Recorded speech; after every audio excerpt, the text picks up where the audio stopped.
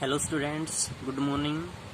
आज हम +2 class chemistry में 7th unit that is P block elements उसमें स्टडी कर रहे हैं group number 15 that is nitrogen family. तो नाइट्रोजन फैमिली में आज का हमारा टॉपिक है second element of nitrogen family that is phosphorus. यानी फास्फोरस क्या है, नाइट्रोजन फैमिली का सेकंड एलिमेंट है और उसके बारे में आज हम स्टडी करेंगे। तो फर्स्ट है allotropic forms of phosphorus. Phosphorus का तो आपको पता ही है 15 एटॉमिक नंबर प्रेजेंट होता है, एटॉमिक मास 31 प्रेजेंट होता है। तो different allotropic forms of phosphorus, phosphor की डिफरेंट एलोट्रोपिक फॉर्म्स होती हैं और डिफरेंट एलोट्रोप्स कितने प्रेजेंट होते हैं, फास्फोरस के 3 एलोट्रोप्स प्रेजेंट होते हैं that is white phosphorus, red phosphorus and black phosphorus. First है व्हाइट फास्फोरस। व्हाइट फास्फोरस क्या होता है, किस तरीके से प्रिपेयर होता है, it is obtained when phosphate rock is heated with coke and sand in an electric furnace at 1737 Kelvin temperature। जब फास्फेट रॉक्स को हीट किया जाता है किसकी प्रेजेंस में, with Coke and sand in the electric furans at temperature 1773 kelvin temperature पर जब उसको हीट किया जाता है तो क्या प्रिपेयर होता है, white phosphorus that is CA3PO4 plus SiO2। ये क्या है, आपके पास कोक पार्टिकल प्रेजेंट होते हैं, कैल्शियम, ये क्या आपके पास सिलिकॉन ऑक्साइड प्रेजेंट होते हैं। 1773 केल्विन टेम्परेचर पर जब इसको हीट किया जाता है तो कैल्शियम सिलिकेट प्रेजेंट होते हैं और P4O10। इसी प्रकार इस P4O10 को ऑक्सीजन की प्रेजेंस में, इसमें ऑक्सीजन की प्रेजेंस में दोबारा से हीट किया जाएगा तो क्या प्रेजेंट होगे, ऑक्सीजन की प्रेजेंस में दोबारा से हीट किया जाएगा तो क्या होगा, प्लस P4 प्लस 5O2 आपके पास क्या हो जाएंगे, रिलीज हो जाएंगे, 10O2 ऑक्सीजन रिलीज हो जाएगी।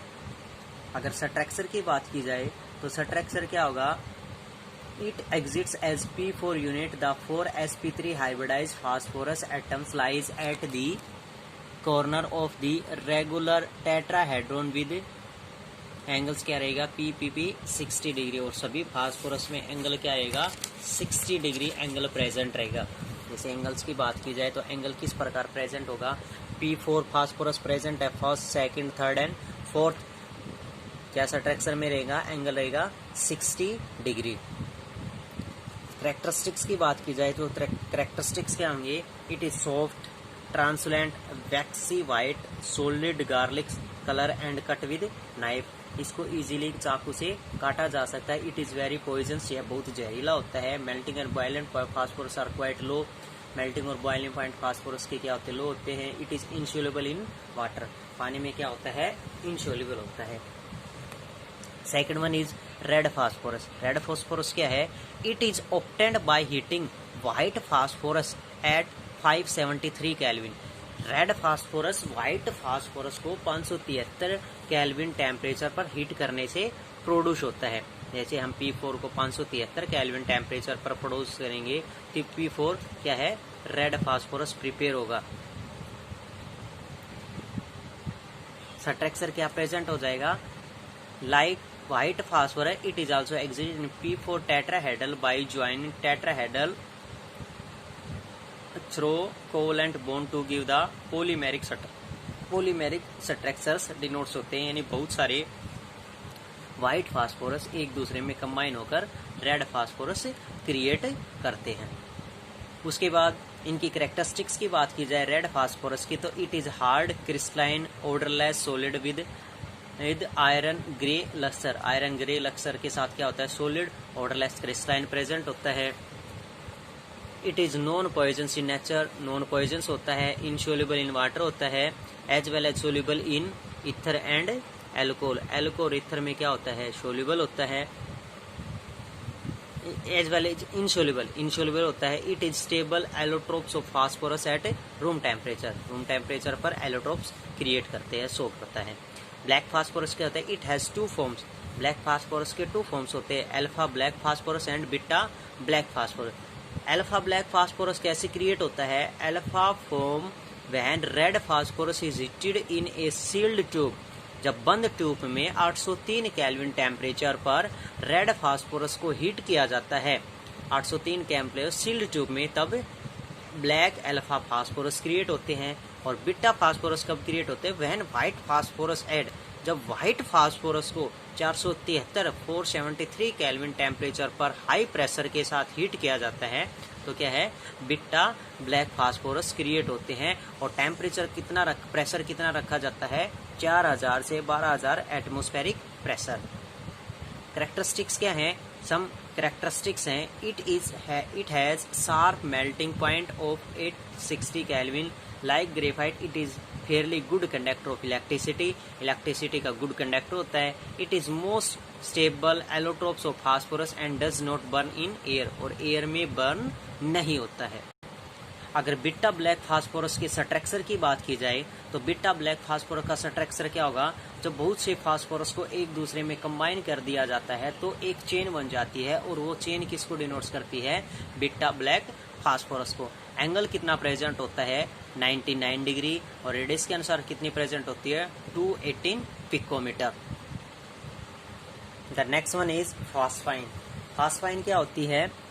That is known as chemical formula PH3. Phosphine is also known as hydrogen phosphide and structures क्या होगा इसका?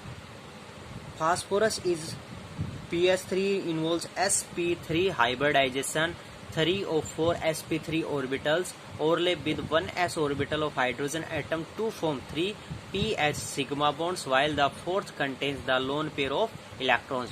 और फोर्थ क्या रहेगा? लोन पेयर ऑफ इलेक्ट्रॉन्स में।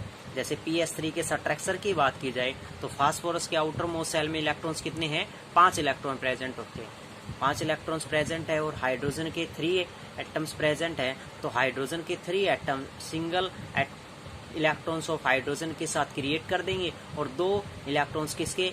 फास्फोरस के लोन पेयर में सेटल हो जाएंगे। तो क्या स्ट्रक्चर बन जाएगा? sp3 हाइब्रिडाइजेशन, sp3 हाइब्रिडाइजेशन हो जाएगा, और 3 इलेक्ट्रॉन्स हाइड्रोजन के साथ रिएक्शन कर देंगे, और 2 एक क्या बचेगा? Lone pair of electrons. The next one topic is structure of some oxides. Some important oxide हैं, और एग्जाम में एक क्वेश्चन 100% पूछा जाता है इन स्ट्रक्चर में से कि स्ट्रक्चर ऑफ सम ऑक्साइड का स्ट्रक्चर बनाइए। तो फर्स्ट ऑफ स्ट्रक्चर है H3PO2 hypophosphorous acid. Hypophosphorous acid का स्ट्रक्चर क्या हो जाएगा? देखो, जो सिंगल एलिमेंट होता है वो आपको कहाँ पर लेना है? मिडल में। तो सिंगल एलिमेंट कौन सा है? फास्फोरस।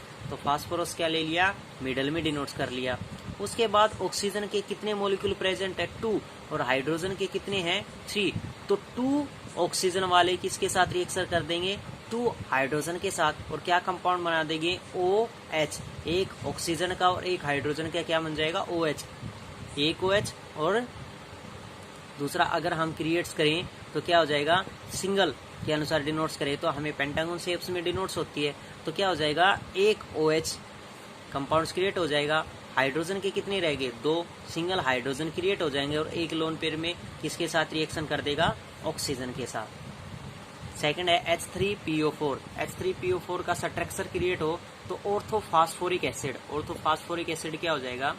3 हाइड्रोजन प्रेजेंट है, 4 ऑक्सीजन प्रेजेंट है, तो सिंगल फास्फोरस 2 किसके साथ रिएक्शन हो जाएंगे? हाइड्रोजन के साथ। तो क्या कंपाउंड हो जाएगा? OH and OH। Single hydrogen रह जाएगा, और एक किसके साथ रिएक्शन कर देगा? ऑक्सीजन के साथ। इसी प्रकार नेक्स्ट वन मेटाफॉस्फोरिक एसिड के साथ किया जाए तो स्ट्रक्चर होगा HPO3।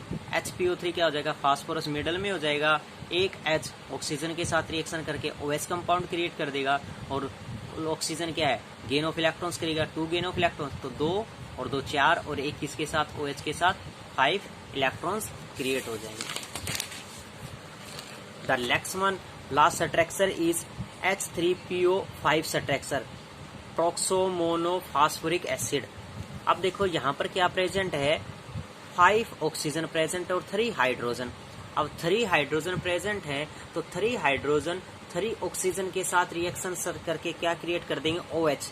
यानी 3 क्या हो चुके, OH क्रिएट हो चुके। लेकिन एक फास्फोरस की टेंडेंसी क्या है, 5 electrons outer most shell. Outer most shell में कितने इलेक्ट्रॉन प्रेजेंट है, 5। एक OH के साथ, दूसरा OH के साथ, एक ऑक्सीजन के साथ और 2 किसके साथ, नेक्स्ट ऑक्सीजन जो एक बचेगा। तो इलेक्ट्रॉन्स कितने हो चुके, 1 2 3 4 5। अपना 5 के 5 इलेक्ट्रॉन कंप्लीट कर चुका है। लेकिन यहाँ पर जो एक ऑक्सीजन बचा, इसकी टेंडेंसी कंप्लीट नहीं होती है। यहाँ पर एक के साथ शेयरिंग करके ऑक्सीजन के 7 इलेक्ट्रॉन कंप्लीट हो चुके हैं और एक किसके साथ शेयरिंग करके कंपाउंड क्रिएट कर देगा, OH के साथ। तो ये हो जाएगा H3PO5, 3 OH के हो जाएंगे। ऑक्सीजन के कितने बचेंगे, 2। एक डबल बॉन्ड क्रिएट कर देगा ऑक्सीजन और एक क्या क्रिएट करेगा, सिंगल बॉन्ड। तो these are the topics of nitrogen family, group number 15 of nitrogen family. Next topic है physical properties of nitric acid, यानी जो नाइट्रिक एसिड है उसके फिजिकल प्रॉपर्टीज क्या प्रेजेंट होती है। Pure nitric acid is colourless fuming liquid with pigment colour orders, यानी जो प्योर नाइट्रिक एसिड होता है वो कलरलेस होता है, यानी उसका किसी प्रकार का कोई भी कलर नहीं होता है। Fuming liquids with pigment order, यानी उसकी क्या होती है, कुछ ना कुछ गंध प्रेजेंट होती है लेकिन उसका कोई भी कलर प्रेजेंट नहीं होता है। Impure nitric acid is yellow due to the presence of dissolved oxides of nitrogen, यानी येलो कलर्स में डिनोट्स होता है जो इम्प्योर नाइट्रिक एसिड प्रेजेंट होगा वो क्यों प्रेजेंट होता है, because dissolve oxides of nitrogen, यानी उसमें नाइट्रोजन के क्या प्रेजेंट होते हैं, ऑक्साइड प्रेजेंट होने के कारण किस कलर में होता है, येलो कलर में होता है नाइट्रिक एसिड जो इम्प्योर होता है। Pure nitric acid freezes at 231.4 kelvin and boils at 355.6 kelvin, यानी कितने डिग्री सेल्सियस पर फ्रीज हो जाता है वो 231.4 केल्विन पर, और बॉयल कितने पर होता है 355.6 केल्विन टेम्परेचर पर बॉयल्स होना स्टार्ट हो जाता है। उसके बाद है यूजेज ऑफ नाइट्रिक एसिड, जो नाइट्रिक एसिड है उसका कहाँ कहाँ पर यूज किया जाता है, कहाँ कहाँ पर हम उसका यूज कर सकते हैं। यूजेज क्या है, फर्स्ट है nitro compounds are used in perfumes, dyes and medicine. जितने भी नाइट्रो कंपाउंड्स हैं उनको कहाँ यूज किया जाता है, परफ्यूम्स बनाने में यूज किया जाता है, डाइज बनाने में, कलर्स वगैरह में, एंड मेडिसिन, और किस में यूज किया जाता है, मेडिसिन वगैरह में हम उनका यूज करते हैं। In the manufacture of artificial silk, artificial silk बनाने में भी किसका यूज किया जाता है, नाइट्रिक एसिड का यूज किया जाता है। For purification of gold and silver, gold और सिल्वर को प्योरीफाई करने में भी किसका इस्तेमाल किया जाता है, नाइट्रिक एसिड का यूज किया जाता है। The purification of gold and silver. For pickling, cleansing of stainless steel and etching of metals, stainless steels बनाने में, पिकलिंग्स वगैरह में, कीचिंग ऑफ मेटल्स में भी किसका यूज किया जाता है, नाइट्रिक एसिड का यूज किया जाता है। As a reagent in laboratory, reagents किस में यूज किए जाते हैं, लेबोरेटरी में रिएजेंट्स के रूप में भी किसका यूज किया जाता है, नाइट्रिक एसिड का यूज किया जाता है। उसके बाद है नेक्स्ट वन है स्ट्रक्चर ऑफ या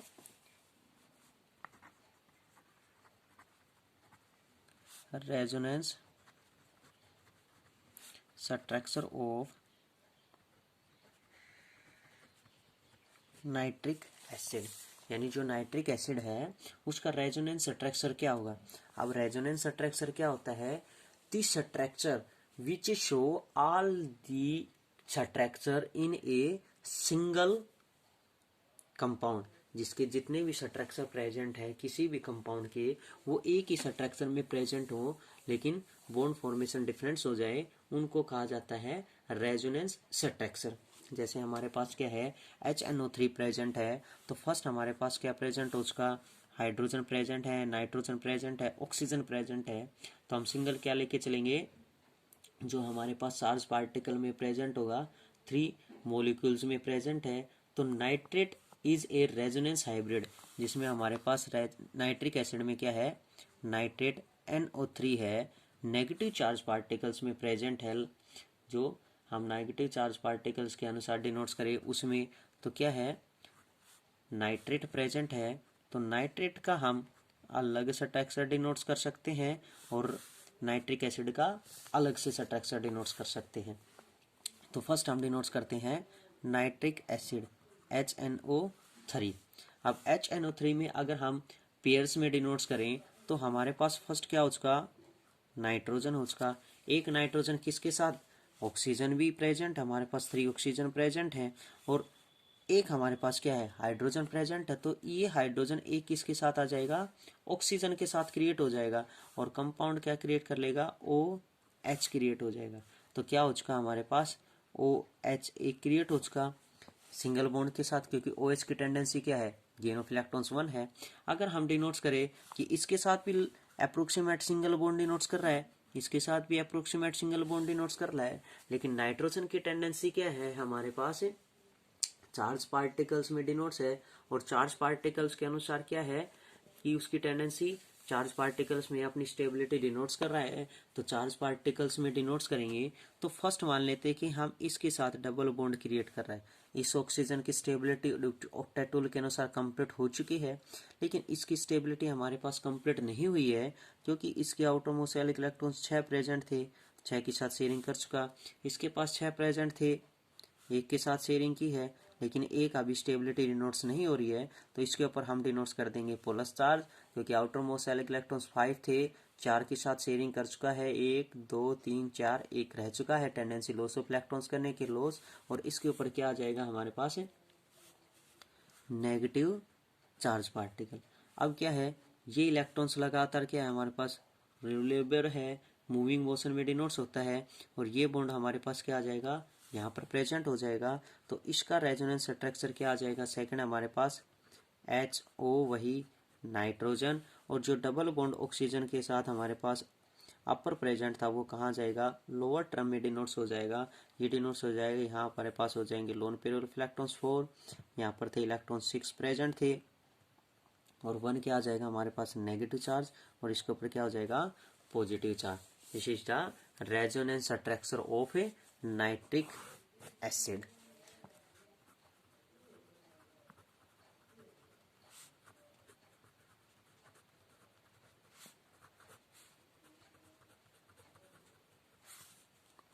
nitric acid.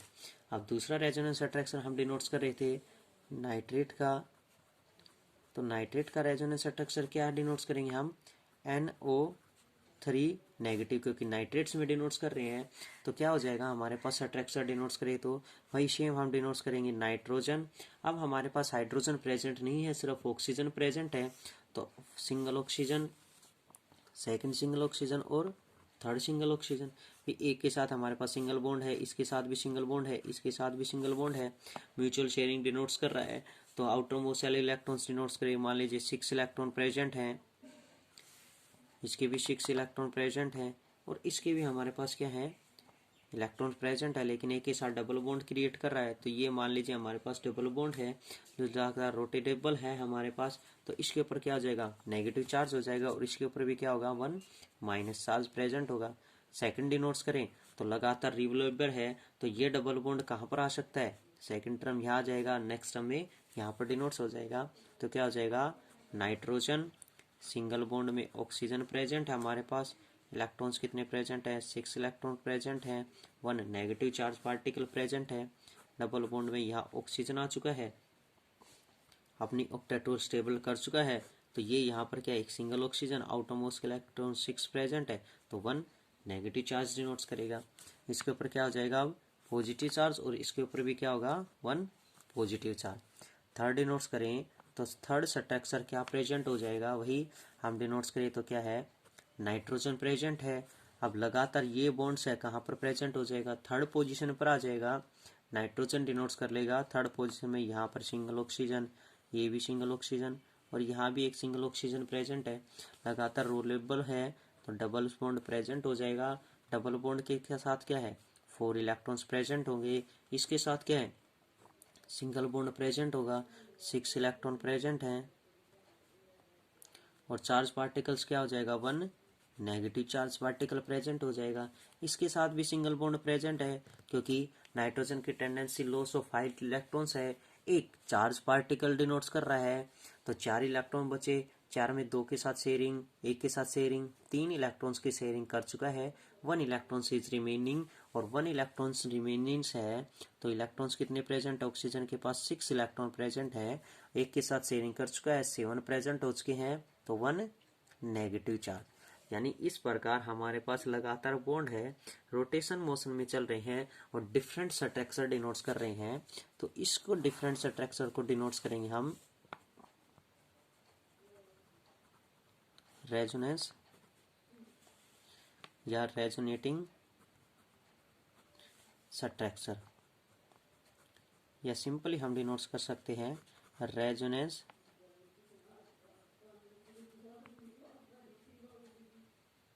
Structure of NO3 negative charge particles में हमारे पास क्या प्रेजेंट होगा, रेजोनेंस स्ट्रक्चर डिनोट्स होगा।